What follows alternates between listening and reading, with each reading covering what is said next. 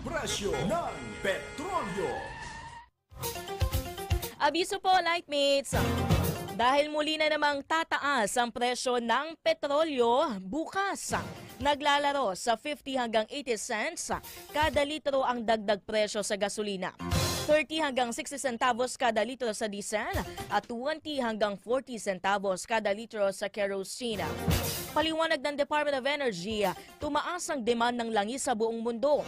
Pagtindi ng mga geopolitical issues, pag-atake ng Ukraine sa mga oil refinery ng Russia at oil production restriction ng Organization Petroleum of Exporting Countries o OPEC. Kung natuloy ito na ang ikatlong sunod na linggo na sumipa ang presyo ng petrolyo sa bansa.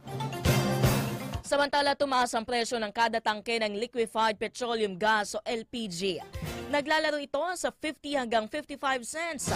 Ang taas presyo kada kilo ng regular na tangke ng LPG na may katumbas ng mahigit 5 hanggang 6 na piso.